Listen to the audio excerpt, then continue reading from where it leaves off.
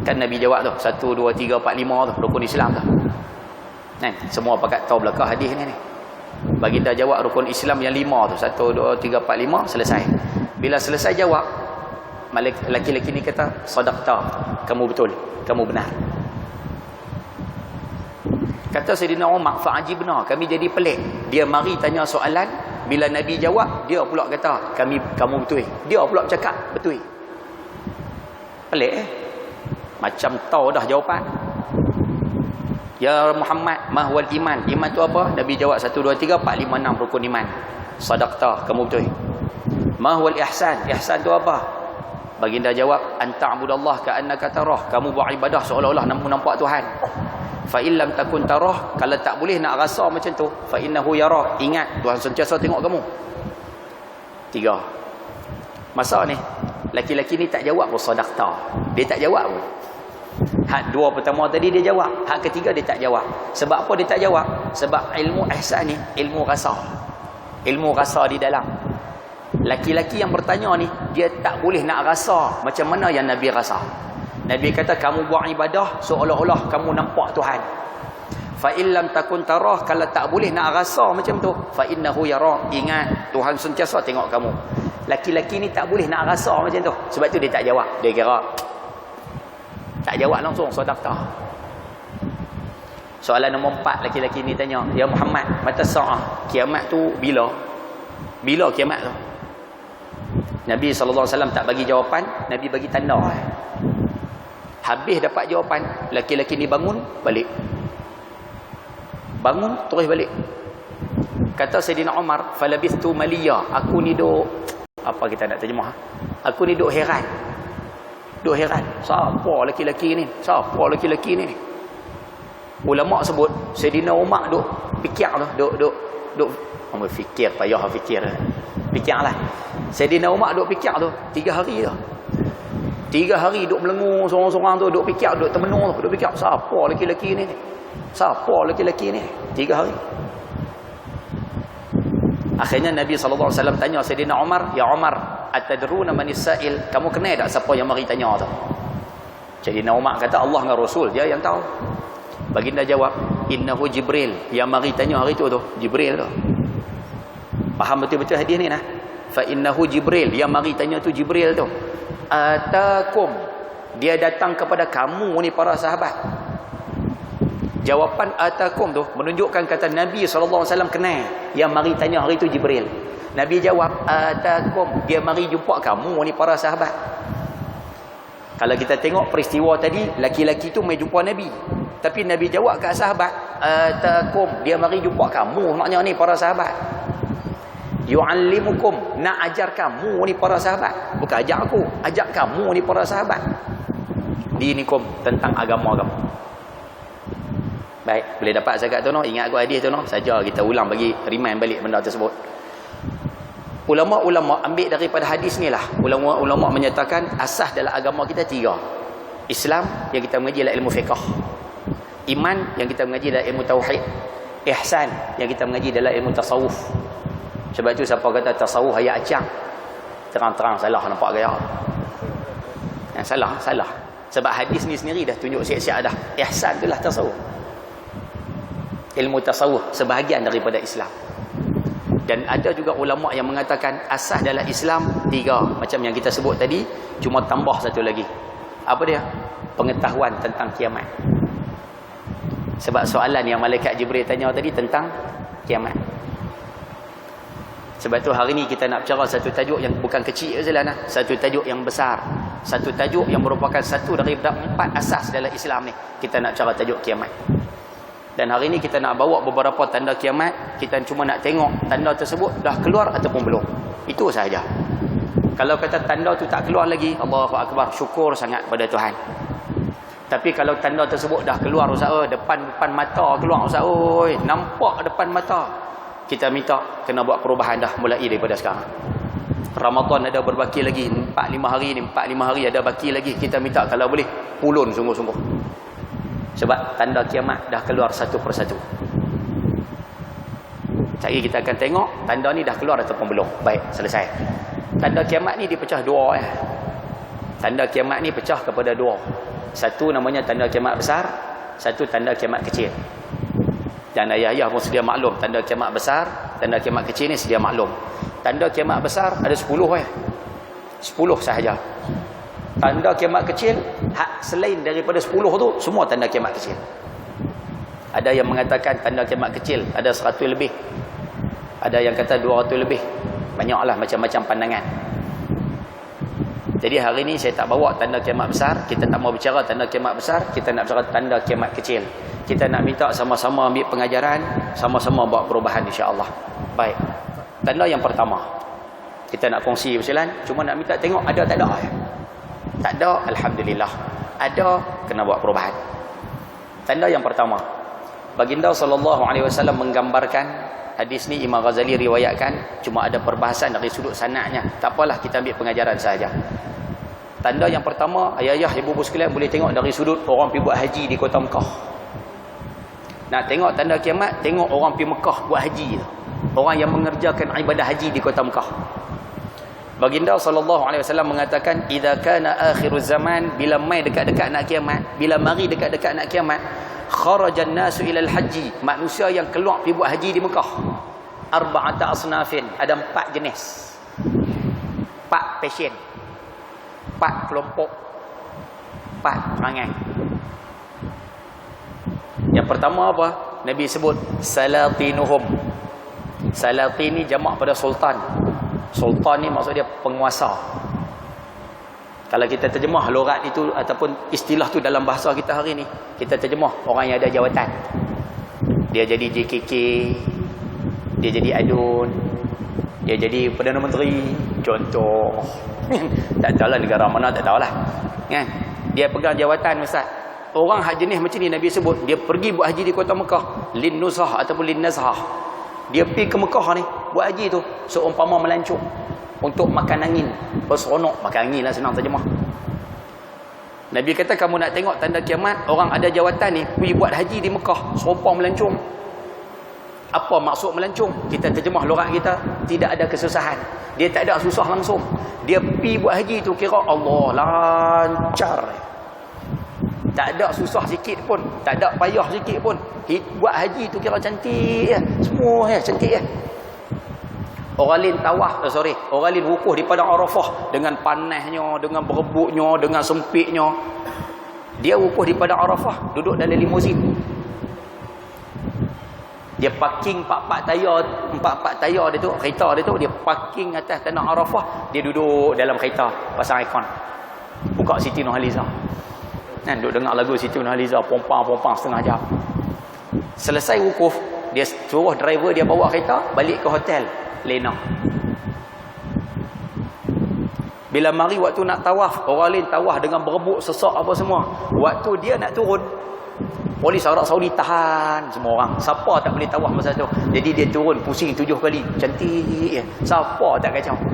Kira buat haji tu serupa melancong semua tu. Makan angin semua. Orang lain cium Hajarul Aswad, berebut-rebut, dia tak payah, polis jaga. Jadi dia cium senang ya amboi. Kira buat haji kat dia ni cukup cantik tu. Ada tak ada?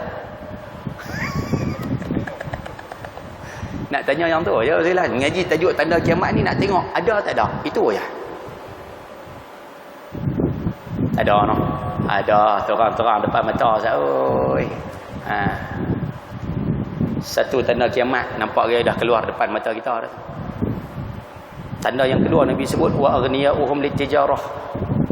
Nombor 2 kamu boleh tengok kelompok kaki berniaga, businessman, ahli perniagaan.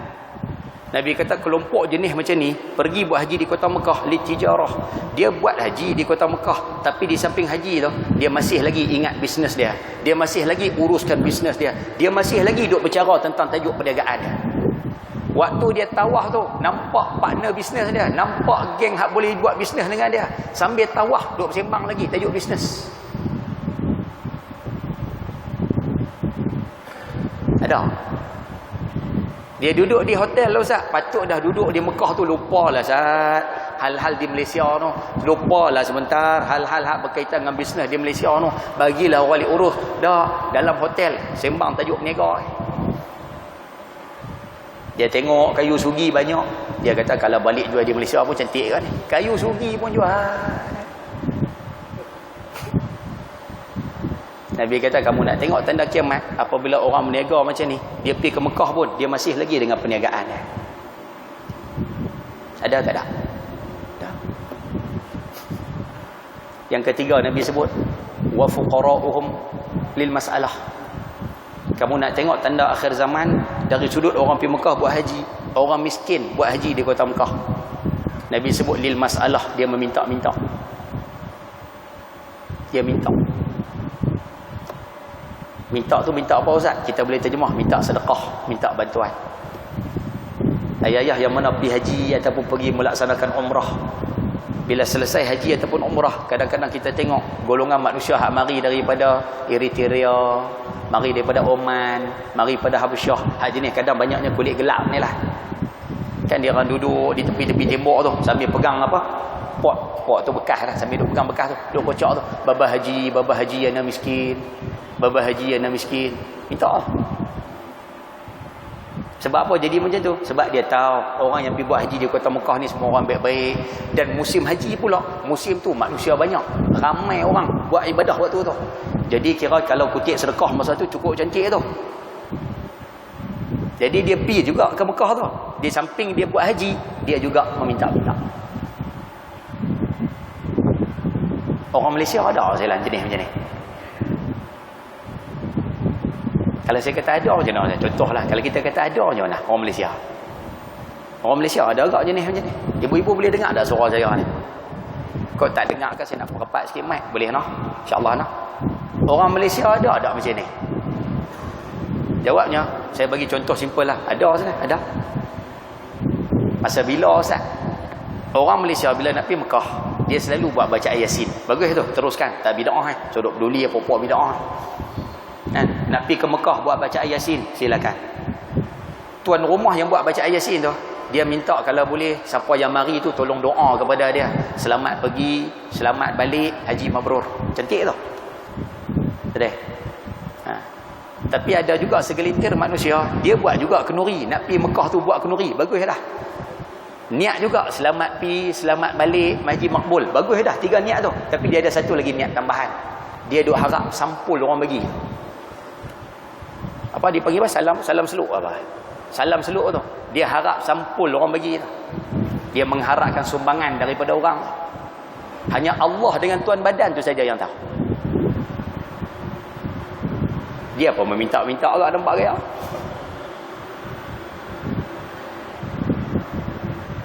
Nampak gaya tanda nombor 3 pun keluar dah, nampak gaya no. Tanda nombor 4. Dalam hadis yang pertama ni, baru poin yang pertama silakan. Tanda nombor 4 Nabi sebut wa qurra'uhum lis-sum'ah. Tanda akhir zaman kamu akan tengok qurra. Qurra ni orang yang pandai baca Quran. Orang yang pandai baca Quran. Lis-sum'ah, dia sukakan pujian. Saya terjemah sikit nak bagi sesuai dengan keadaan kita hari ni. Orang yang pandai baca Quran ni kita terjemah orang yang reti agama, senang kita terjemah macam tu. Dia tu imam ke, dia tu Bilal ke, dia ustaz ke, ataupun dia reti tentang agama. Jenis manusia macam ni, dia pergi buat haji di kota Mekah. Antara satu sebab dia, selain pada buat haji tu, dia nak pujian. Kita terjemah lurat kita hari ni, dia nak title haji tu. Dia nak gelaran haji tu. Bila dia balik daripada Mekah, orang tak panggil haji pada dia, orang tak sebut pun haji pada dia, dia tarik muka, dia masak. Saya kenal saya lah, saya panggil kat hamba Allah tu, Baharudin, dia buat tak tahu. Baharudin buat tak peduli ya. Haji Baharudin, ya saya. Amboi, keram juga haji tu. Dia boleh tu panggil nama, dia buat tak peduli tu, panggil haji kalih tu kan. Dia cikgu sekolah, contoh jalan ni.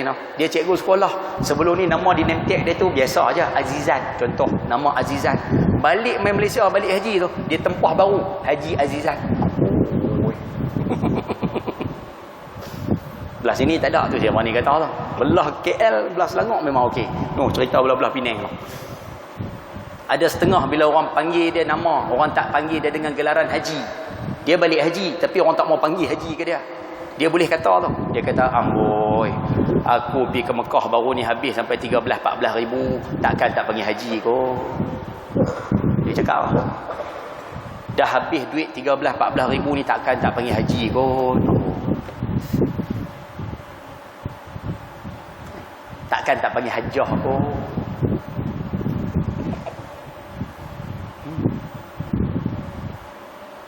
Ada tak ada? Awak macam marah nampak gaya saya. Ada tak ada saya? Ada. Pak tanda yang Nabi SAW sebut dalam hadis ni, pak tanda ni dah keluar terang-terangan depan mata kita saya. Lepas tu kita nak sebut tanda kiamat yang pertama pada pagi ni, tanda ni dah keluar terang-terangan. Kita sepatutnya buat perubahan dah nampak gaya ni. Sebab tu kita minta puasa yang berbaki 6 hari ni, kalau boleh ayah ibu sekalian, kalau boleh lah minta tolong, banyak-banyakkan berdoa. Minta tolong sekalian. Ni puasa ada 6 hari lagi ni. Tumpang Allah bagi rezeki pada kita berada dalam bulan Ramadan. Doa banyak-banyak. Boleh kan? InsyaAllah. Satu. Yang kedua, tanda yang kedua, minta maaf noh.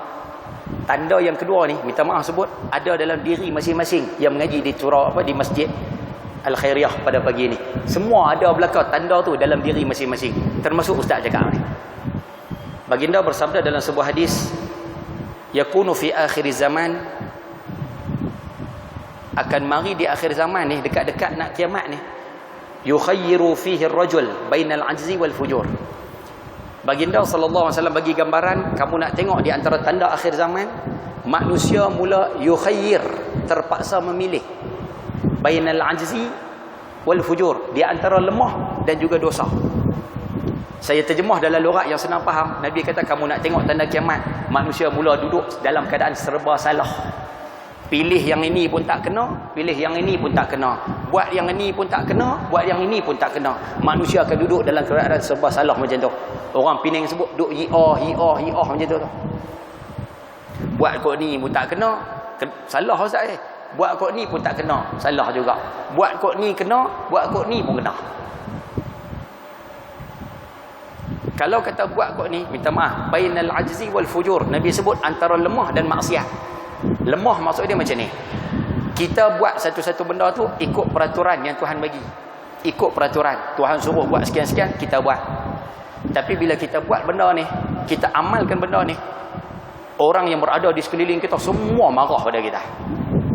Isteri marah, anak marah, keluarga marah, jiran marah, anak Korea marah.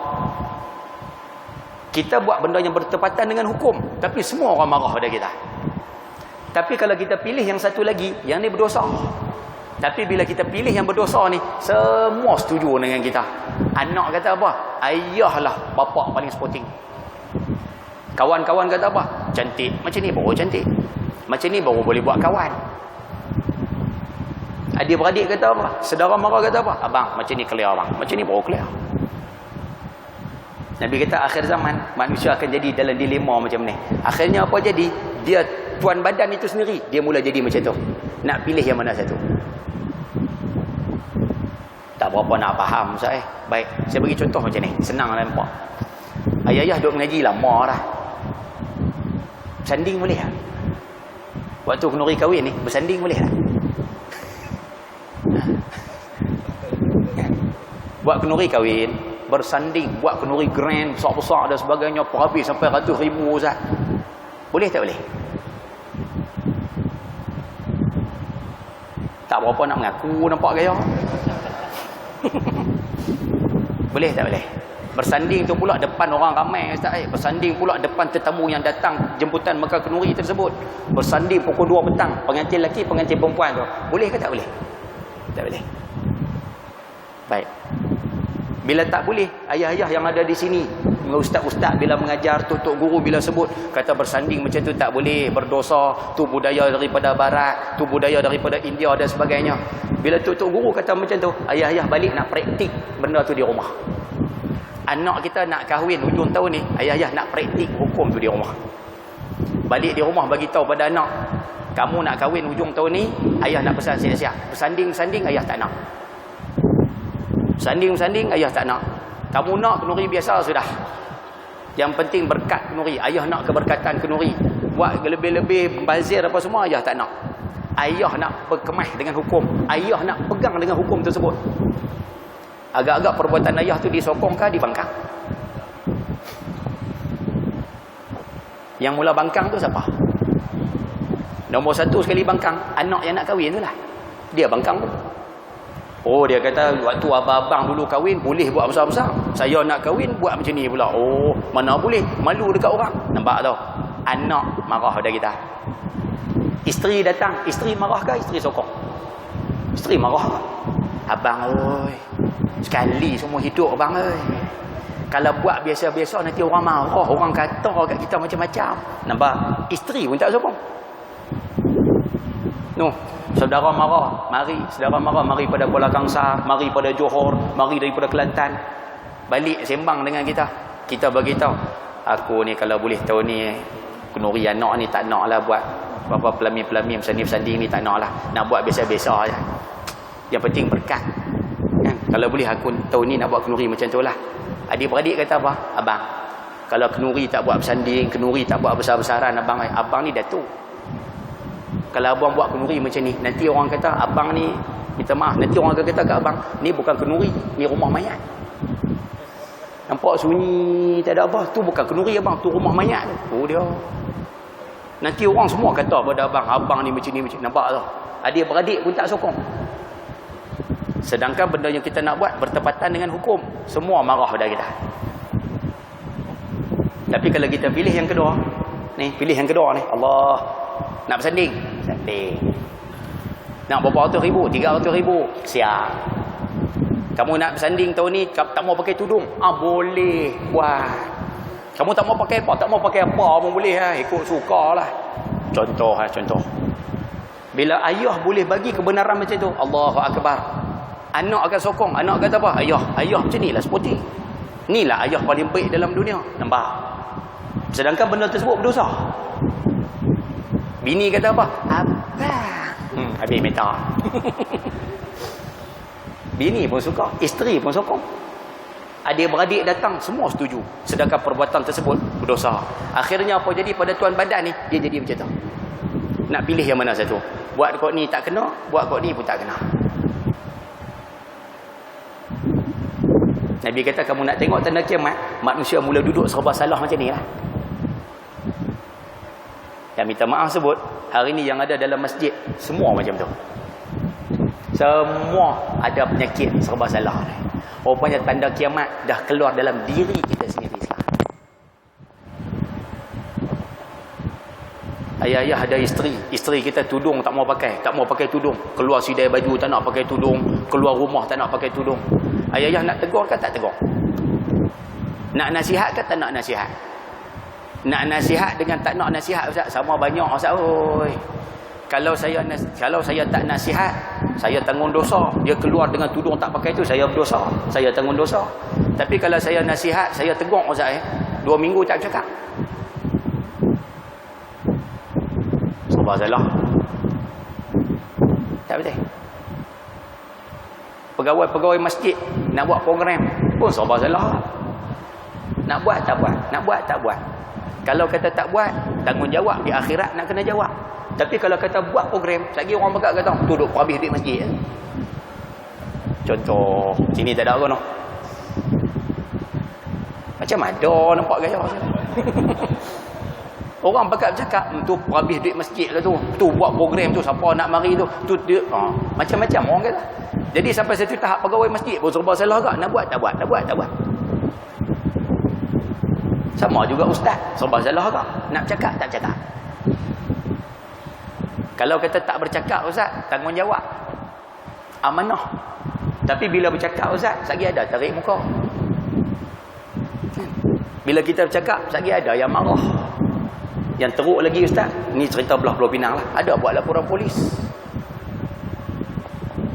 Tak bercakap, tanggungjawab. Bila bercakap, kena.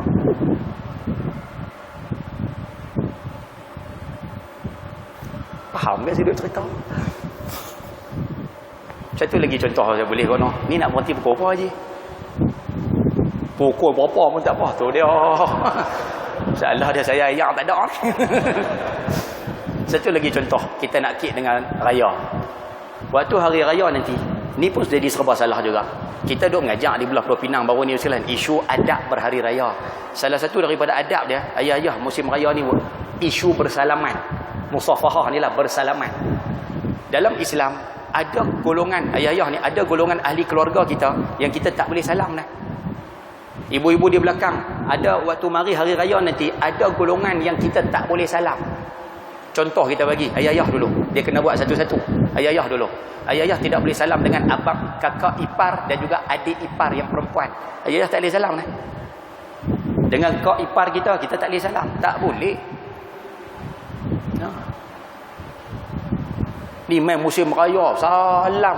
Kak Non, apa khabar Kak Non? Nombor salam. Bukan kak kita sendiri. Itu kak ipar kita. Salam juga.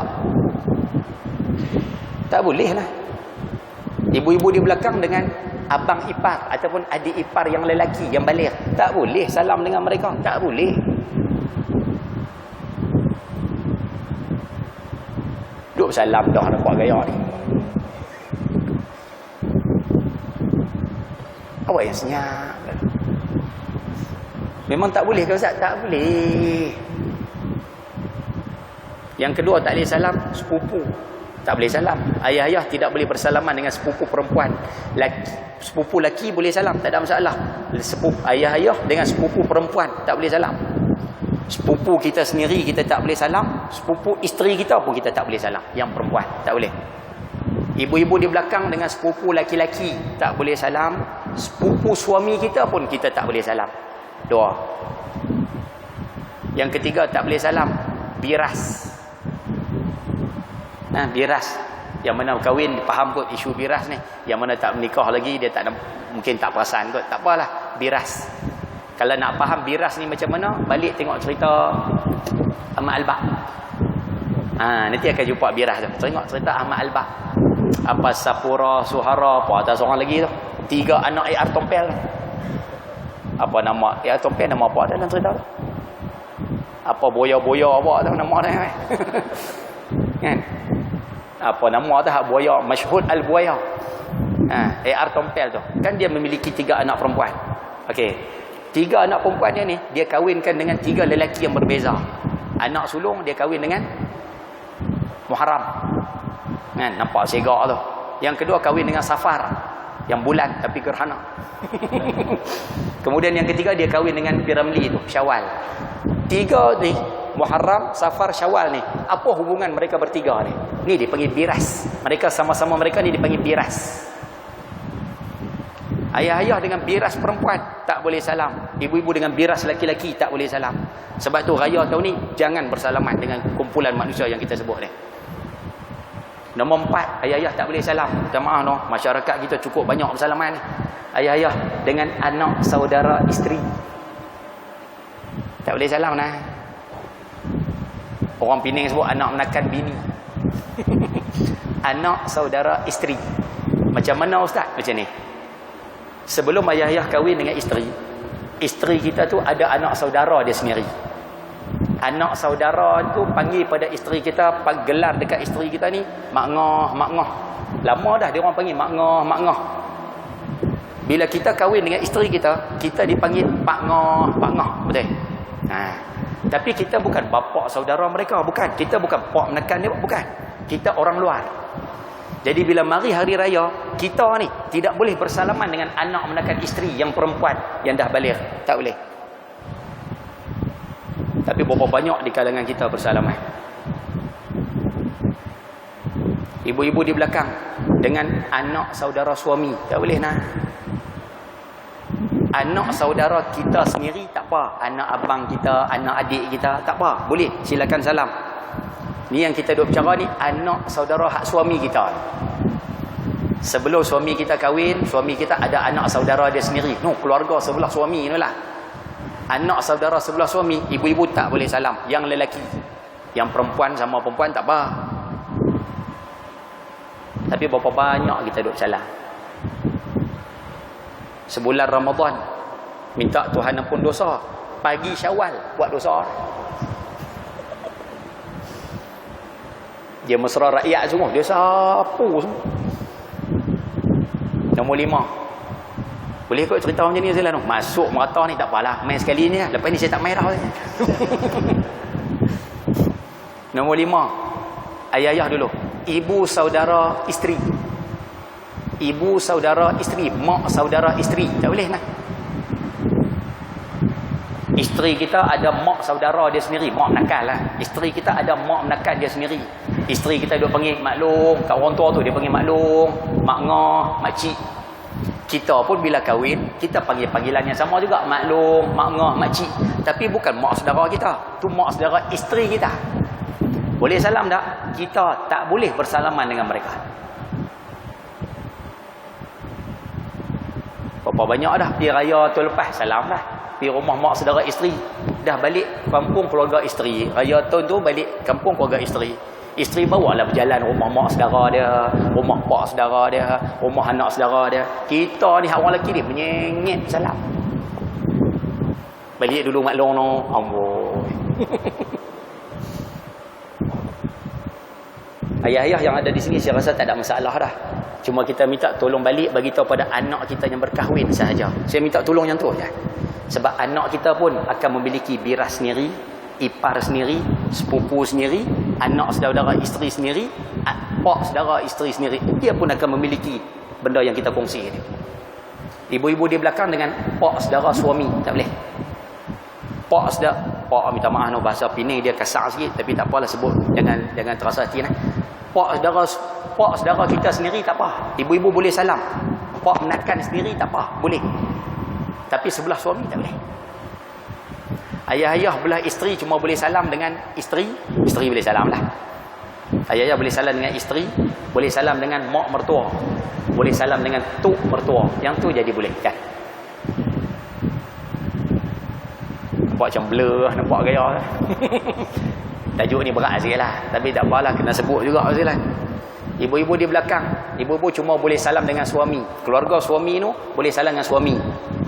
Bapa suami kita panggil ayah mertua, boleh salam. Kemudian tok wan mertua, datuk kepada suami kita kalau masih hidup, yang tu je boleh salam. Yang lain semua tak boleh. Baik, bila mengaji hari ni tajuk ni, raya nanti nak buat nah, dah ustaz besar ni balik kena buat lah. Baik, ayah-ayah waktu datang berhari raya, mak saudara isteri datang, dia datang, dia suar tangan, ayah-ayah nak salam ke tak salam?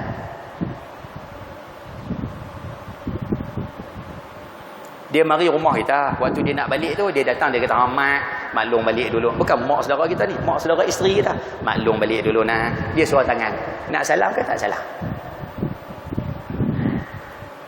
Dia akan jadi macam tu. Dia akan jadi macam tu lah. Ibu-ibu pergi berhari raya rumah pak saudara suami. Suami kita waktu nak balik salam dengan pak saudara dia, tak ada masalah lah. Kita ni orang tua tu suar tangan lah. Nak balik dah no, nak balik no. Dia suar tangan macam tu. Kita nak salam ke tak salam? Duk macam tu. Nak salam tak kena saya. Tak salam pun tak kena. Kalau salam dosa. Kalau tak salam, orang tua ni terasa hati lagi. Nabi kata, kamu nak tengok tanda akhir zaman, manusia mula duk hi'ah serba salah macam ni lah. Tu tanda nak kiamat lah. Baginda menyatakan, baginda bagi siap-siap penyelesaian dia. Baginda menyatakan, faman adraka dzalika zaman, siapa hidup pada zaman tersebut, siapa hidup pada zaman serba salah macam ni, Nabi kata falyakhtaril ajza 'alal fujur. Nabi kata bila duduk zaman ni, pilih yang Tuhan suruh tu, pilih yang perintah Tuhan tu, buat yang tu, jangan buat yang berdosa ni. Maknanya apa? Kita buat yang Tuhan suruh. Kalau isu bersanding tadi, anak nak marah habis. Adik-beradik nak marah habis. Saudara marah nak mari marah habis. Isteri kita tak pakai tudung, kita tegur. Dia nak marah habis. Ustaz datang mengajar, ustaz, orang nak marah habis. Pegawai masjid buat saja program, orang nak kata apa, kata habis. Pilih yang tu. Allah minta maaf, baginda pesan suruh pilih yang tu. Nabi kata jangan pilih yang berdosa ni. Jangan. Pilih yang tu. Orang nak marah, biar habis. Boleh ke no? Faham ke saya duk cerita ni? Nampak macam senyap, nampak ke? Khusyuk. Boleh hasil no? InsyaAllah. Itu tanda kiamat yang kedua. Yang mana tanda ini pun telah keluar dalam kehidupan kita. Allahu Akbar. Tak tahu saya nak cerita macam mana hasil no? Sayyidina Ali pernah tepuk dada. Sayyidina Ali pernah tepuk dada dia. Dia kata, aku kalau boleh nak bagi kamu ni para sahabat tahu apa yang ada di dalam dada aku ni.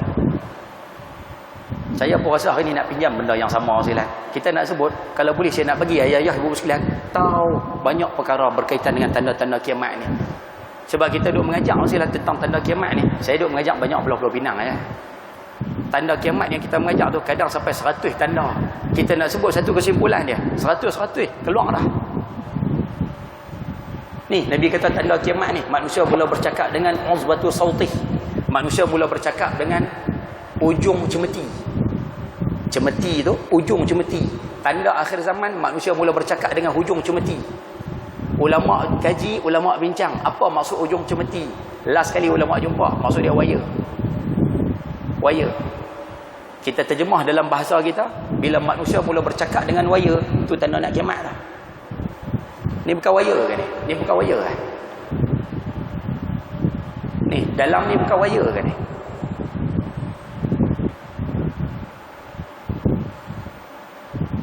Berapa lama dah kita pakai mikrofon kan?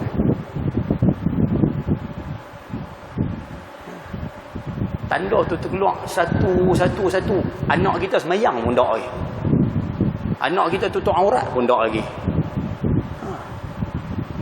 Anak kita buat ibadah pun tak lagi.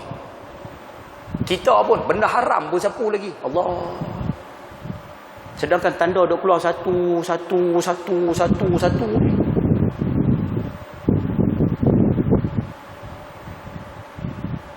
Awasnya. Lepas tu kita nak minta kalau boleh mulai pada hari ni lah, sama-sama buat perubahan Muslim. Siapa yang selama ni duk terlibat dengan benda haram, kita minta berhentilah. Siapa selama ni minta maaf nak kod yang mana kod ni cerita ni kod kalau ada yang terlibat dengan rasuah, berhentilah. Siapa di sini selalu pecah amanah, berhentilah. Siapa di sini sak rokok, berhentilah. Sebut direct kan orang jangan marah nak. Ibu-ibu di belakang yang mana duk suka mengumpat orang tu, berhentilah.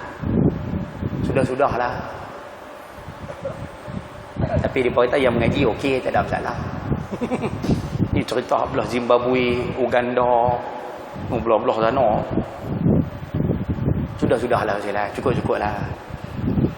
Kita nak minta sama-sama buat perubahan Islam. Tanda kiamat dia keluar satu ni. Kalau rasa tak percaya, cuba tengok. Kita sebut tanda nombor 3.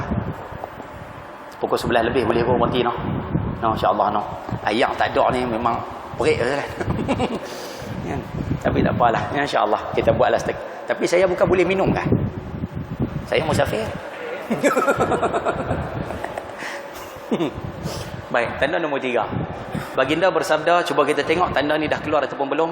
Baginda bersabda, yakunu fi akhir zaman, akan mari akhir-akhir zaman ni, la yubalil mar'u, manusia mula tidak peduli.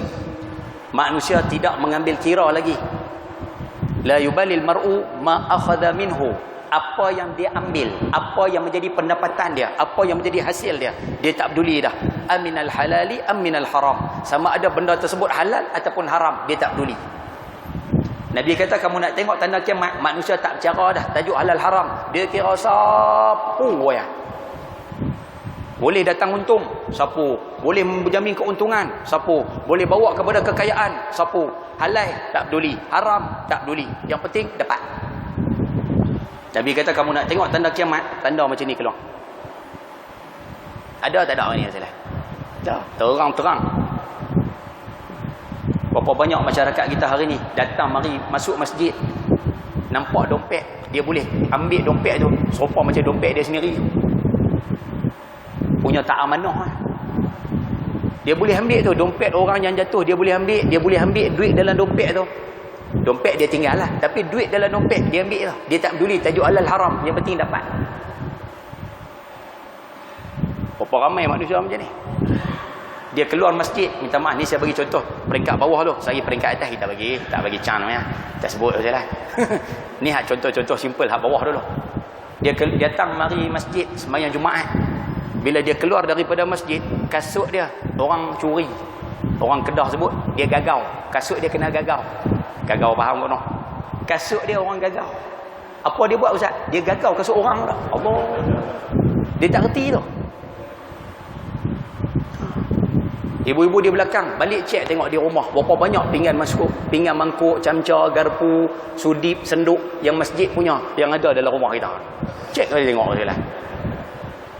Bukan harta kita tu harta orang tu. Tapi berapa banyak orang ambil tak peduli. Sampai masjid tiap-tiap tahun beli baru, tiap-tiap tahun beli baru. Pasal apa ustaz? Orang bawa balik, orang tak pulangkan semula. Tu benda kecil sajalah, tu benda kecil kita bagi tu. Naik besar sikit, Allahu Akbar, dia jadi pegawai kerajaan. Berapa banyak gabui rasuah. Ada satu cerita saya duk bawa silang. Cerita tentang, tak apalah sebut bila nak. Sini speaker sampai luar lah. No, tak apalah kita sebut lah. Tapi kita sebut yang ni kita tak kata pada siapa, kita kata pada bangsa Melayu, orang Islam, tak apa lah. Ada seorang pegawai Islam, Melayu lah, Melayu Islam lah. Melayu ni kita pukul Islam lah senang. Dia Islam.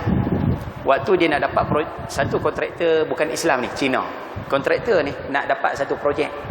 Pegawai ni sebelum bagi projek tu dekat kontraktor, dia minta rasuah. Minta dah rasuah. Kontraktor ni pun bagilah. Waktu tengah projek minta lagi. Jadi kontraktor ni pun bagi lagi. Selesai projek, pegawai ni nak serahkan cek bayaran kepada kontraktor ni. Kontraktor ni telefon mana apa cek apa semua. Pegawai Melayu ni kata apa? Nak dapat cek boleh, nak ambil cek boleh. Tapi tak boleh main pejabat lah. Kita jumpa dekat kedai sekian-sekian. Jumpa dekat kedai makan sekian-sekian. Kontraktor ni pun Cina ni pun pergi. Sampai-sampai di sana silat, Melayu tu tolak ceknya dah. Tolak cek dah. Bila Cina tu nak ambil, dia kata takkan ambil saja. Takkan ambil saja ke? Bayarlah sikit. Cina tu kata, geram saya, geram. Lah kali apa dia buat? Cina tu. Dia ambil duit tu. Dia sumbat masuk dalam kotak rokok. Sumbat dalam kotak rokok. Dia lempak faham kan? Dia lempak pergi ke muka pegawai Melayu. Dah geram sangat ni. Dia sumbat kotak rokok. Sumbat duit dalam kotak rokok tu. Dia lempak ke muka pegawai Melayu tu. Kotak rokok tu kena betul-betul pegawai Melayu. Kena di muka, jatuh ke bawah. Pegawai Melayu tu sambil renyih. Ambil kotak rokok, pulang poket.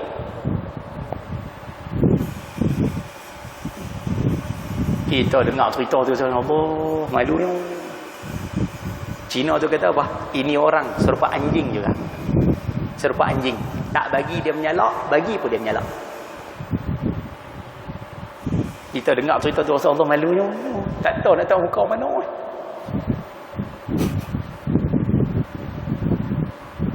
Tapi ada pegawai Melayu tu nak peduli halal haram. Dia tak peduli lah. Dia kira dapat lah. Boleh pula. Ambil kotak rokok, pulang poket. Ni yang Nabi kata kamu nak tengok tanda akhir zaman ni. Manusia tak peduli dah halal haram ni. Dia kira gabus dia kira sapu tak betul. Hari ni berapa ramai jadi peniaga. Minta maaf sebut noh. Berapa ramai jadi peniaga kedai makan. Tapi dia boleh beli mi bukan Islam peniaga. Dia nak bagi makan pada orang Islam, tapi dia beli mi yang bukan Islam. Dia beli kuatiau bukan Islam. Dia beli apa fish cake, fish ball, apa lagi, tokuang, tahu. Semua payah. Dia beli tokuang lah senang. Dia beli tokuang bukan Islam. Dia beli barangan bukan Islam. Dia masak, dia jual kepada orang Islam. Sedangkan dia tahu makanan orang bukan Islam. Kalau orang Islam pakat makan, rosak hati orang Islam tu. Dia tahu benda tu, tapi dia buat juga pasal nak untung. Kalau beli mi yang orang Islam buat, boleh tahan 2 hari je. Kalau mi yang bukan Islam buat, yang orang lain daripada Islam buat ni, boleh tahan seminggu. Tapi dia tak kira tajuk tu. Dia kira nak untung. Ada apa dia? Faham ke saya duk bagi contoh tu? Awak ya senyap. Tak peduli. Ayah-ayah yang bekerja di jabatan kerajaan, minta maaf kita sebut no. Bekerja di jabatan kerajaan, berapa banyak pansikap pukul 8, 8.30 baru masuk. Berapa ramai? Pukul 10 hilang pula. 12.30 rehat dah. 2.45 baru masuk balik. Pukul 4.58 duduk terpacak dah depan pansikap, nak pansikap balik. Berapa banyak je lah. Yang tu hak jenis bekerja. Berapa ramai. Tu tak kira lagi yang jadi pemerintah. Tak tahulah pemerintah negara mana, tak tahulah. Kan? Tu tak kira lagi tu. Sapu duit rakyat tu, sapu duit rakyat ni. Kan? Ambil duit rakyat, buh lah akaun sendiri. Contoh. Ramai lah. Yang ni perkena rakyat, yang ni perkena rakyat, semua perkena rakyat. Lepas tu gabui masuk dalam akaun dia. Gabui masuk dekat kroni dia. Bagi projek pada kroni. Berapa ramai? Ayah-ayah, ibu bunda rahmati Allah SWT sekalian. Kita nak sebut untuk orang mengaji dulu. Petang, pagi ni, sorry. Ayah-ayah yang mana ada di sini ada pendapatan. Kita minta tolong tolong cek pendapatan kita sama cek. Pastikan pendapatan kita daripada sumber yang bersih. Minta tolong sungguh-sungguh sekalian. Minta tolong sungguh-sungguh. Ulama mengatakan al-aulad ala kasbi walidihim. Anak-anak ni dia terbentuk daripada pendapatan mak bapak. Sekiranya pendapatan mak ayah itu baik, bersih, tak ambil harta orang, tak menipu, tak pecah amanah, tak rasuah, kemudian ustaz zakat pun bayar, sedekah pun buat, selesai ustaz. Siapa yang pendapatan baik macam tu, insya-Allah anak dia akan jadi baik walaupun dia tak hantar mengaji mak tahfiz mana-mana. Anak dia akan jadi elok, tertib, dengar kata, sopan, hormat pada orang tua. Dia akan jadi macam tu. Sebab mak ayah bagi makan dengan pendapatan yang baik.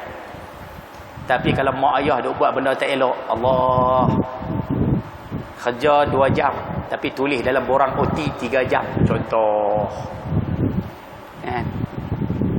Kemudian ustaz tipu, ustaz jual sekian-sekian barang rosak, jual sopa barang baru, tipu contoh. Ataupun ibu-ibu di belakang, ibu-ibu suri rumah, jenis bila nak masak gulai duk pi kepak faham ke tak? Patah kepak lah, duk pi kepak dong kari poleh orang, tak bagi tahu contoh. Tak boleh tu. Kita nak masak, kita pergi rumah jiran, kita ambil dong pandan jiran, serai jiran, kita ambil dulu baru bagi tahu. Tu nama curi.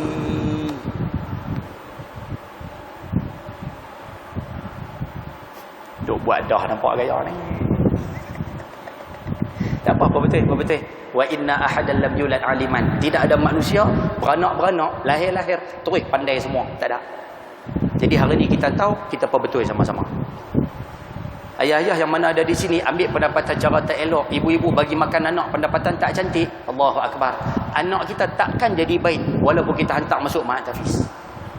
Hantar mengaji sekolah agama, dia takkan jadi elok sebab dia diberi makan dengan pendapatan yang tak elok. Sebab tu saya mengaku terang-terang lah. Saya walaupun kerja di sebuah jabatan kerajaan, saya kerja di Pejabat Zakat Pulau Pinang. Di Pusat Zakat Pulau Pinang ataupun nama hari ni Zakat Pulau Pinang.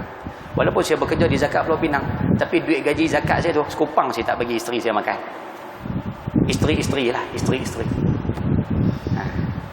Tak pasang doa. Sekupang faham tak? Sekupang saya tak bagi dia orang makan. Takut. Sebab kita tahu, kita kerja di pejabat, kadang tak ada kerja, kita duduk saja. Kadang tak ada kerja apa-apa, kita buka tengok internet. Kadang tak ada apa-apa, kadang terlena lebih masa dan sebagainya, letih dan sebagainya. Nak bagi makan pada anak, takut. Lepas tu saya sampai hari ni sekupang saya tak bagi anak-anak isteri saya makan. Tak bagi, takut. Lepas tu kita minta kalau boleh lah, sama-sama lah kita ni, pakat-pakat jaga saya lah. Boleh kan? Nak suruh berhenti dah ke macam mana? Boleh no? Dan kalau boleh sikit sekalian, bila sebut tajuk halal haram ni, ayah-ayah, ibu-ibu kalau boleh buka puasa. Saya nak kek dengan Ramadan lah. Waktu buka puasa, kalau boleh tolong jaga sikit lah. Ma'ruf al-Kharqi, seorang ulama tasawuf pernah sebut, kalau nak puasa kita Tuhan terima, tolong jaga 3 perkara ni waktu buka puasa. 3 benda ni jaga. Nombor 1, dia pesan, makanan apa, minta maaf, makanan apa yang kamu makan. Kalau mahu puasa kamu diterima oleh Allah, kamu perhati betul-betul, cek betul-betul makanan apa yang kamu makan waktu berbuka puasa. Kalau makanan tu halal, insya-Allah puasa kita Tuhan terima, insya-Allah. Kalau makanan tu bersih, insya-Allah Tuhan terima. Tapi kalau makanan tu haram, makanan tu syubhah, Allah, puasa kita. Betul ayah-ayah yang ada di sini, jangan berbuka puasa dengan rokok. Sekali lagi saya ulang. Jangan usahalah nah. Kalau rasa tak tahan sangat, kita minta makan kurma dulu, makan nasi dulu, apa semua dulu. Last sekali kalau nak isap juga, terpulang. Saya tak suruh nah, terpulang.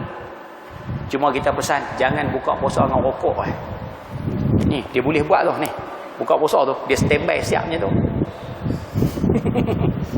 Tangan kiri pegang lighter. Tangan kanan selit rokok macam ni, tangan kiri pegang lighter. Dengar azan di masjid Khairiyah, dia cucuh tu. Nah, sambil cucuh tu, Allahumma lakal sumtu wa bika amantu. Tu dia. Punya serabut sampai tahap tu. Oh, besar. Lepas tu minta tolong jaga nah. Yang kedua, dengan siapa kamu berbuka, itu pun mempengaruhi juga, kata Ma'ruf Al-Kharqi. Sebab itu kalau nak buka puasa, cari partner, cari pair, cari geng hak baik-baik untuk buka puasa. Nak buka puasa dengan orang baik-baik, tu syarat dia. Sebab itu kalau buka puasa di masjid, kira cukup cantik lah. Sebab yang main masjid ni orang baik-baik ya. Boleh no? InsyaAllah dua. Yang ketiga, Ma'ruf pesan, wa ta'amu man ta'kul.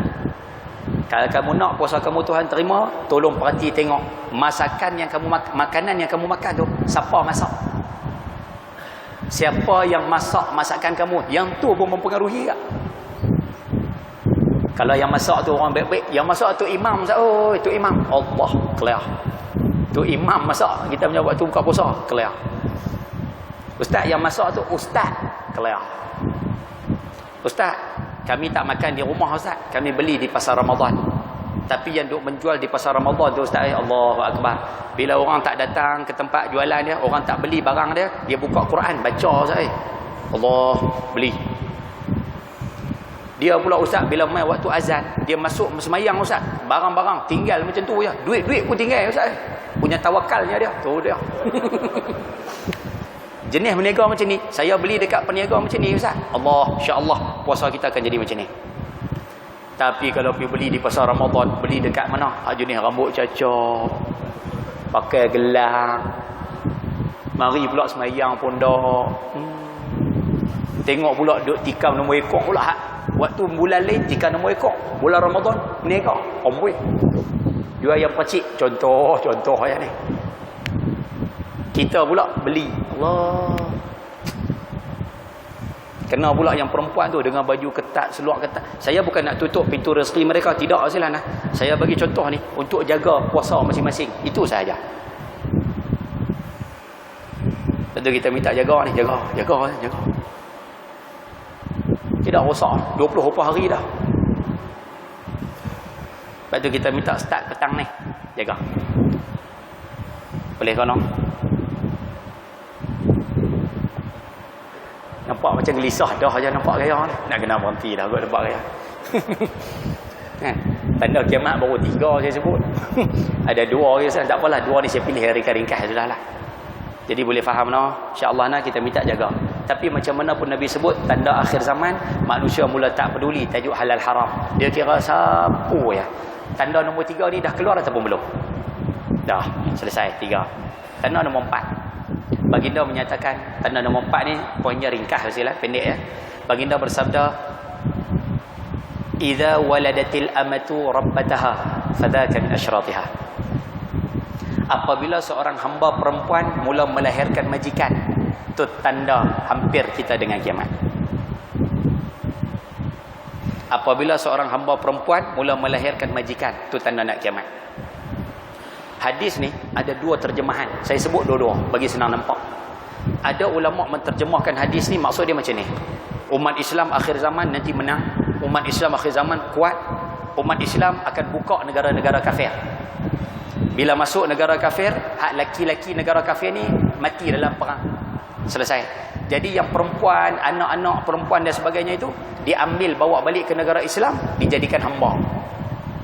Dan kena ingat hamba dalam Islam tak sama macam hamba bukan Islam, tak sama. Hamba dalam Islam ni dilayan dengan baik, baju sama, makan pun sekali apa semua macam tu. Hamba dalam Islam ni baik sekali. Tapi perempuan-perempuan kafir ni dibawa balik ke negara Islam, dijadikan hamba. Sebagai hamba, tuan dia boleh menggauli dia. Bila menggauli, mengandung. Bila mengandung, salin, beranak. Jadi bila beranak, anak yang lahir tu disebut anak majikan, anak bos, anak tuan.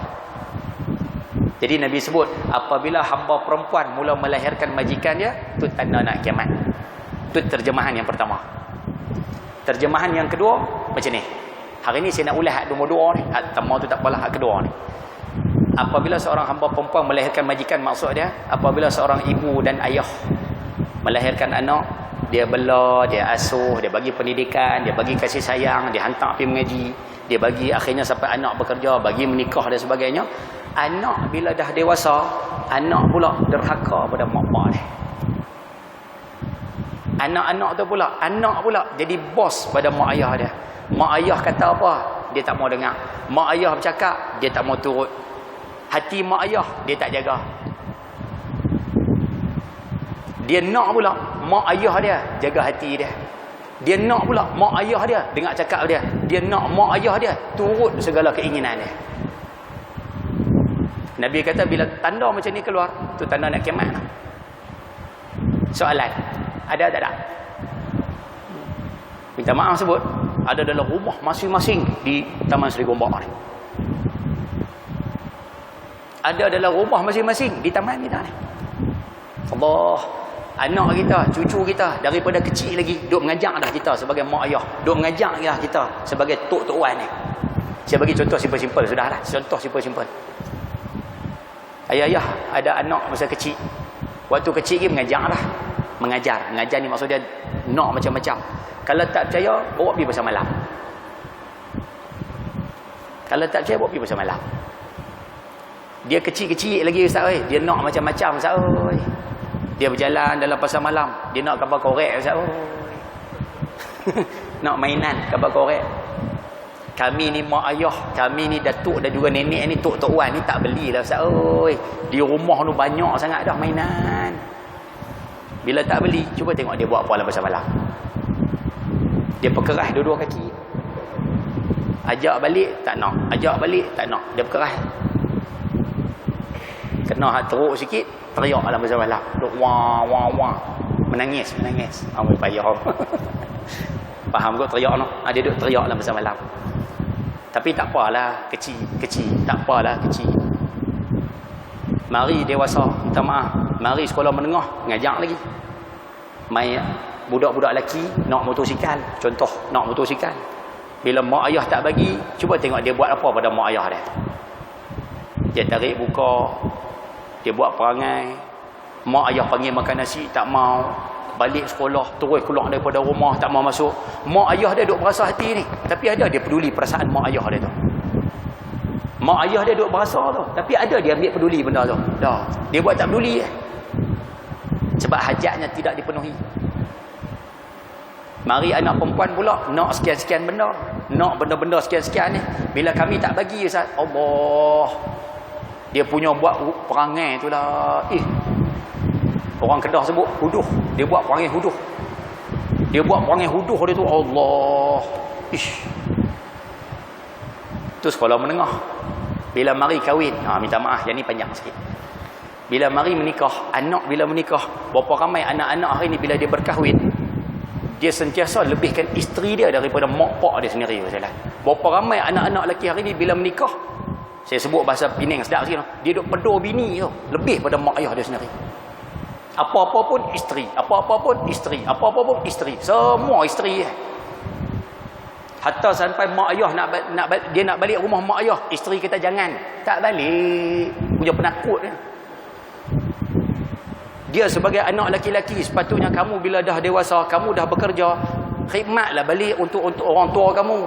Bagilah duit untuk mak ayah kamu setiap bulan. Tapi dia tak bagi. Sebab apa? Isteri tak bagi. Abang bagi dekat mak abang, bagi dekat ayah abang, jaga. Ya Allah. Kami ada salah noh, belah Pulau Pinang, ada salah. Mak dia datang jumpa kita sendiri. Mak dia kata, "Ustaz, anak saya ni sebelum kahwin Ustaz, baik Ustaz, baik. Tak menyakit hati saya. Hati saya tak sakit dengan anak saya ni. Tapi selepas dia kahwin Ustaz, ya Allah, dia buat bagi saya berasa hati saya." Saya tanya, "Buat apa makcik?" Dia kata, "Ustaz, rumah saya dia jarang sangat balik, jarang. 3-4 bulan sekali, jarang sangat balik. Saya dah duduk seorang-seorang. Saya nak bergantung dengan dia Ustaz. Tapi dia tak balik. Isteri tak bagi. Bila balik pula, nak bagi duit pada mak, dia bagi dalam keadaan takut-takut. Waktu isteri dia masuk ke dapur, masuk bilik ayak tu, masuk tandas lah, dia akan mari cepat-cepat dekat mak dia. Dia ambil duit, dia bagi kat mak dia. Dia kata, "Mak, ambil." Mak dia pun ambil lah. Makcik ni ambil, simpan. Dia kata, "Mak, simpan cepat-cepat. Nanti poh nampak, dia marah." Lah. Heran semua sekali. Takut apa dengan bini tu? Islam bukan suruh kita takut dengan isteri. Islam suruh kita jaga isteri, hormat pada isteri, jaga kebajikan isteri. Bukan suruh takut dengan isteri. Ni sampai satu tahap nak khidmat pada mak ayah pun takut. Sebab apa? Isteri larang. Allah. Koman tu siapa macam ni. Dia berkata taman si khairiah, taman khairiah, surau masjid khairiah ni tak ada macam ni. Tu siapa ni kata. Takut apa sangat? Islam ajak ibu kita di atas, isteri kita di bawah. Kita taat pada mak kita, kita taat pada mak ayah kita. Isteri kita taat pada kita. Habis tu kalau isteri kami taat kepada kami, Ustaz, isteri kami siapa nak taat kepada dia pula? Allah. Isteri kita, kita dengan isteri kita tu ada anak dah. Ada Ustaz, berapa orang? 7. 7 tu kena taat pada isteri kita balik. Kan adil Tuhan tu.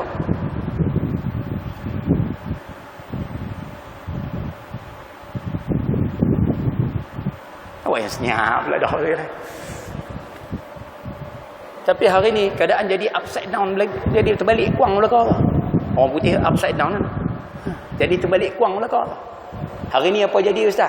Anak laki-laki, suami taat pada isteri. Allah. Suami ikut cakap isteri. Akhirnya apa jadi? Mak pula ikut cakap anak laki-laki.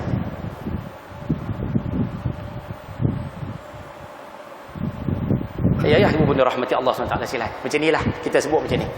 Ayah-ayah yang ada di sini, boleh tak kita minta tolong hari ni? Start daripada hari ni, ayah-ayah kalau boleh, yang mana masih ada mak, masih ada ayah, kita minta lebihkan mak ayah kita daripada isteri kita. Minta tolong sungguh-sungguh hari ni.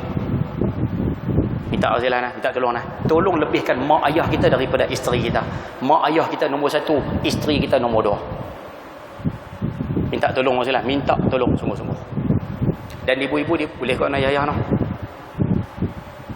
So orang tak mengaku nampak gaya.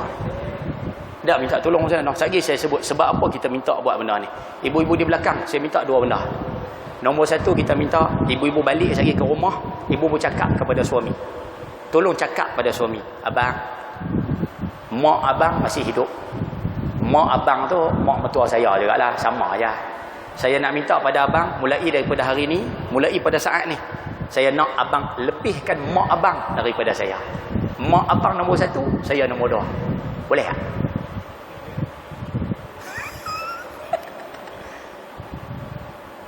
Seorang tak mengaku nampak gaya. Boleh tak? Satu. Yang kedua, kita minta ibu-ibu yang masih memiliki mak mertua, kita minta tolong sungguh-sungguh. Tolong jangan bergaduh dengan mak mertua. Minta tolong sungguh-sungguh. Jangan berkelahi dengan mak mertua. Jangan Ustaz, jangan. Ustaz, mak mertua saya ni mulut laser saya. Allah, sabarlah. Ustaz, mak mertua saya ni menantu yang dia suka semua baik Ustaz. Tapi kalau yang menantu yang dia tak suka tu semua tak elok Ustaz. Sabar je lah. Menantu dia Ustaz yang dia suka tu tidur sampai pukul 12 tengah hari. Lepas sembahyang subuh lena sampai pukul 12 tengah hari. Dia tak kata apa Ustaz. Oi. Saya ni bila balik rumah dia tidur lewat 5 minit je kena beletiang Ustaz. Oi. Ibu-ibu kalau dapat mak mertua macam tu, sabar je lah. Apa kelebihan kami kesabar Ustaz? Baik. Saja kongsi. Jawab. Ni jawapan dia Ustaz no. Ayah-ayah yang ada di sini khidmat balik pada mak ayah kita, ibu-ibu di belakang. Kita minta jangan bergaduh dengan mak mertua. Sebab apa ustaz minta macam ni? Ni jawapan dia. Baginda bersabda dalam sebuah hadis, kullu zunubin, semua jenis dosa, yuakhirallahu ma syaa ila yaumil qiyamah. Allah boleh balas kepada siapa yang buat dosa ni hari kiamat. Dunia tak kena, akhirat baru kena. Boleh. Dia minum arak, dalam dunia selamat, akhirat boleh kena. Akhirat kena. Boleh, Tuhan boleh buat macam tu. Dia main judi, dalam dunia selamat, akhirat kena. Dia sapu reta rakyat, dalam dunia selamat ni, akhirat kena. Contoh. Boleh faham bahasa tu Zailan? Semua jenis dosa Tuhan boleh tangguh seksa tu hari akhirat. Dunia tak kena, akhirat kena. Tapi ada satu Tuhan tak tangguh nah, satu ya. Uququl walidain, derhaka mak bapak. Yang ni Tuhan tak tangguh. Fa innallaha yu'ajjiluhu li sahibihi. Allah akan percepatkan kepada siapa yang buat perangai ni. Siapa derhaka mak bapak, Allah akan percepatkan azab dia fil hayah, masa dia hidup lagi, qabla al mamat, sebelum dia mati. Bahasa mudah kita sebut, sebelum dia mati, dia akan rasa macam mana dia buat pada orang tua dia dulu. Ayah-ayah yang ada di sini, kita sekarang mak ayah masih hidup, ayah-ayah khidmat habis-habisan untuk mak ayah, sehingga mak ayah nak apa pun bagi, mak ayah nak duit pun bagi. Kita susah sikit tak apa, janji mak ayah senang. Ayah-ayah jangan susah hati, tunggu 20 tahun je lagi. Allah akan buat anak-anak kita korban hidup pula untuk kita. Anak-anak kita pula korban habis-habisan hidup dia untuk kita, sebab kita korban untuk mak ayah kita dulu. Tuhan akan bayar cash. Tapi ingat, ayah-ayah bila hidup atas muka bumi, buat tak peduli pada orang tua kita, tak peduli, balik pun tak, duit pun tak bagi, tanya khabar pun tak, berkelahi pula sikit, Allah, duk bergaduh dengan orang tua sendiri. Ayah-ayah jangan takut nah, tunggu 20 tahun ni. Allah akan buat anak kita pula buat macam tu balik pada kita. Dia berkelahi dengan kita, dia tak peduli pada kita, duit dia tak bagi, balik pun tidak. Ayah-ayah bila kahwin, duk pedur bini tu, nanti Allah akan buat anak kita menikah, dia pedur bini dia, dia abaikan kita pula. Tuhan bayar cash. Ibu-ibu di belakang sama. Ibu-ibu masa hidup buat baik dengan mak mertua. Mak mertua mulut leza, ibu terima, tak apalah, sabar je lah, sabar bila. Mak mertua duduk sekali dengan ibu-ibu, dia nyanyuk sikit, minta maaf no, nyanyuk. Pampers dia, najis dia, ibu-ibu sabar, tak apalah, buat macam mana. Ibu-ibu tunggu 30 tahun je lagi. Bila ibu-ibu berada pada zon, zon mah adalah ayah zon mah. Bila ibu-ibu tua, senang. Lah muda lagi tak apa, nantilah. Nanti bila ibu-ibu tua, Allah akan buat menantu kita pula korban habis-habisan macam tu untuk kita. Dia jaga kita, dia sabar dengan kerenah kita. Kita masa tu mulut leza, dia boleh tahan dengan kerenah kita. Kita cakap apa pun dia boleh sabar, sebab kita dulu buat macam tu pada mak mertua kita. Tapi kalau ibu-ibu masa sekarang, ibu-ibu kontrol suami, rumah tak balik, rumah mak mertua tak mau balik, duit tak bagi, tak bagi suami bagi duit pada mak dia, larang pula, bergaduh pula dengan mak mertua. Tak apa, nak pergi ke mana? Tunggu 20 tahun lagi. Allah akan buat menantu kita pula buat macam tu pada kita. Dia kahwin dengan anak kita, dia kontrol pula anak kita, dia tak bagi anak kita balik. Nak lari mana salah? Yang ni yang kumpulan Scorpion sebut tu, what you give you get back. Yang kumpulan Scorpion tu sebut yang tu, what you give you get back. Apa yang kamu bagi, yang tu kamu dapat balik. Sebab itu falsafah saya mudah saja. Falsafah saya cukup simple. Kalau tak nak kena, kalau tak mau kena, jangan buat. Kalau tak nak anak-anak buat pada kita, kita jangan buat pada orang tua kita. Kalau buat dah pada orang tua, dah buat dah Ustaz, bersedia untuk kena. Tu ya.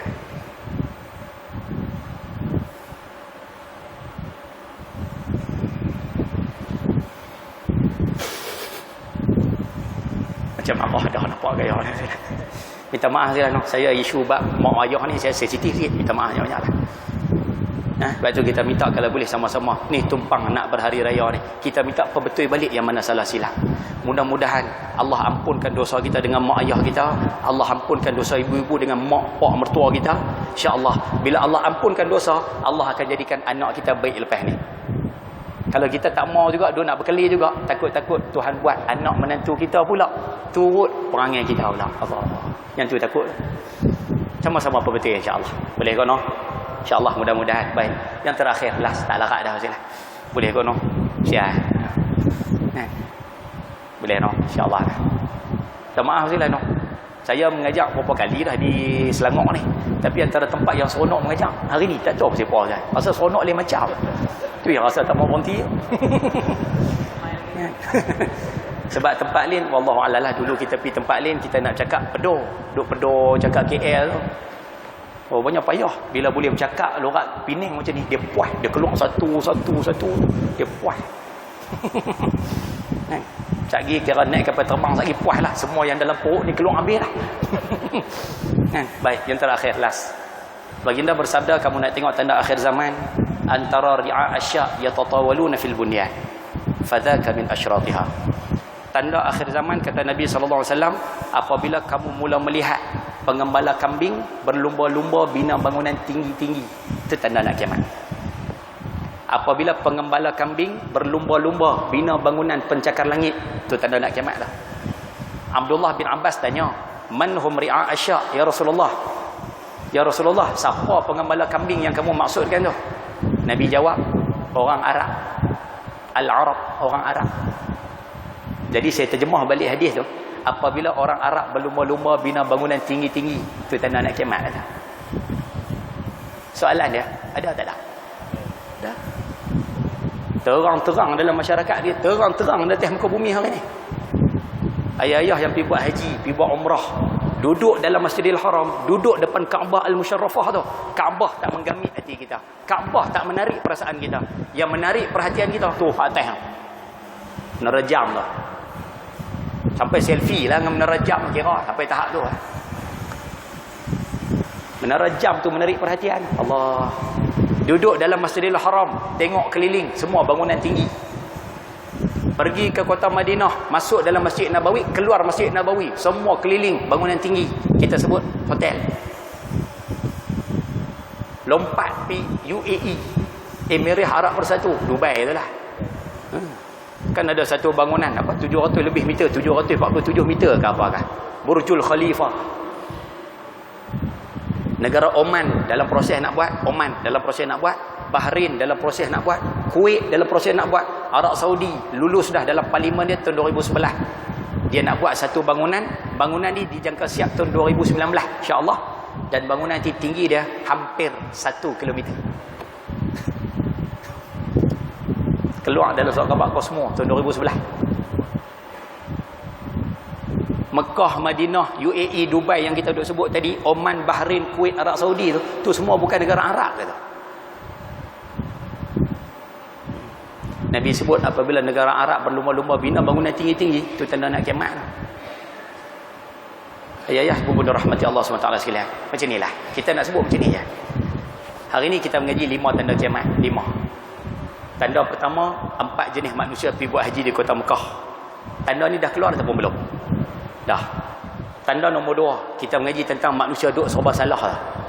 Ada tak ada lagi? Ada dah. Tanda nombor 3, manusia makan halal haram tak peduli dah. Dah ada. Tanda nombor 4, anak derhaka pada mak bapak. Ada. Tanda nombor 5, orang Arab berlumba-lumba bina bangunan tinggi-tinggi. Ada tak ada? Ada. Pagi ni kita mengaji 5 tanda kiamat. 5 keluar dah. Kalau saya sebut 100 tanda kiamat pagi ni, saya rasa 100 keluar dah. Poin mudah macam ni. Bahasa ni kasar sikit. Kasar sikit bahasa ni Selano. Kalau kata tanda kiamat dah keluar satu. Tanda kiamat dah duk keluar dah lah ni. Kasar sikit lah bahasa ni. Tunggu apa lagi kita ni? Tunggu apa lagi kita ni Selano? Tak nak sembahyang jemaah lagi ke? Tak nak menuntut ilmu lagi ke? Ibu-ibu di belakang tak nak tutup aurat lagi ke? Nak mengumpat lagi ke? Nak bergaduh dengan mak mertua lagi ke? Ayah-ayah di sini tak mau khidmat balik pada orang tua kita lagi ke? Nak lawan hukum Islam lagi ke? Nak tolak hudud lagi ke? Sebab tu kita minta kalau boleh mulai pada hari ni sama-sama buat perubahan. Kasar sikit bahasa, masa aku suntuk dah lah ni. Lepas tu kita minta start daripada hari ni, mulai pada hari ni, sama-sama buat perubahan, sama-sama buat persiapan insya-Allah. Mudah-mudahan ayah-ayah ibu sekalian, Allah berkati pertemuan kita hari ini, Allah berkati perubahan yang kita nak buat mulai daripada hari ini insya-Allah. Mudah-mudahan. Jadi ayah ibu pun dirahmati Allah Subhanahu Wa Taala sekalian, boleh ikut dekat tu noh. Insya-Allah lah. Ayat tak ada salah. 3 kali ulang lah ni. Boleh ke noh? Insya-Allah lah. Mudah-mudahan ambil manfaat, mudah-mudahan ambil pengajaran. Jadi saya rasa cukuplah. Sekadar tu dulu untuk pagi ni. Saya mohon maaf sebab ambil masa yang agak lama untuk penyampaian hari ni, minta maaf banyak-banyak. Saya ucapkan jutaan terima kasih sebab sudi jemput saya ke Masjid Al-Khairiyah Taman Seri Gombak ni. Terima kasih banyak-banyak sekalian. Dan saya ucapkan sekali lagi terima kasih yang tidak terhingga. Terima kasih banyak-banyak. Sebab sepanjang hampir dekat 2 jam saya bercakap. Ya, dekat 2 jam saya duduk bercakap ni, seorang pun tak tidur. Terima kasih banyak-banyak sekalian. Saya cukup berbesar hati. Terima kasih banyak-banyak. Sekian wabillahi taufik. Ada kesempatan kita jumpa lagi insya-Allah. Sekian wabillahi taufik wal hidayah. Assalamualaikum warahmatullahi wabarakatuh. Bismillahirrahmanirrahim. Alhamdulillahirabbil alamin wassalatu wassalamu ala asyrafil anbiya wal mursalin wa ala alihi wa sahbihi ajma'in.